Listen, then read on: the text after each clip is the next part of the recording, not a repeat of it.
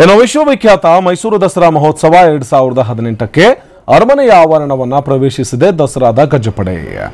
ಅಶೋಕಪುರಂ ಅರಣ್ಯ ಭವನದಿಂದ ಗಜಪಡೆ ಆಗಮಿಸಿದ್ದು ಜಿಲ್ಲಾಡಳಿತ ಅರಮನೆ ಆಡಳಿತ ಮಂಡಳಿಯಿಂದ ಭವ್ಯವಾದಂತಹ ಸ್ವಾಗತ ಸಿಕ್ಕಿದೆ. ಜಯಮಾರ್ತಾಂಡ ದ್ವಾರದಲ್ಲಿ ಸಾಂಪ್ರದಾಯಿಕವಾಗಿ ಸ್ವಾಗತವನ್ನು ಕೋರಲಾಯಿತು. ಗಜಪಡೆಗೆ ಸಚಿವ ಜಿಟಿ ದೇವೇಗೌಡ ನೇತೃತ್ವದಲ್ಲಿ ಗಜಪಡೆಗೆ ಪೂಜೆಯನ್ನು ಸಲ್ಲಿಸಿ ವೆಲ್ಕಮ್ ಮಾಡಿಕೊಳ್ಳಲಾಯಿತು. ದಸರಾ ವೈಭವಕ್ಕೆ ಮೆರುಗು ನೀಡುವಂತಹ ಗಜಪಡೆ ಇದು. ಅಂಬಾರಿಯನ್ನ ಹೊತ್ತು ಸಾಗುವಂತಹ ಗಜಪಡೆಗೆ ಇದೀಗ ಅರಮನೆಯ ಸಿಬ್ಬಂದಿ ಜಿಲ್ಲಾಡಳಿತ ಭವ್ಯವಾದಂತಹ ಸ್ವಾಗತವನ್ನು ಕೊಟ್ಟಿದ್ದು ಸಚಿವ ಜಿಟಿ ದೇವೇಗೌಡ ನೇತೃತ್ವದಲ್ಲಿ ಗಜಪಡೆಗೆ ವೆಲ್ಕಮ್ ಅನ್ನ ಮಾಡಿಕೊಳ್ಳಲಾಯಿತು.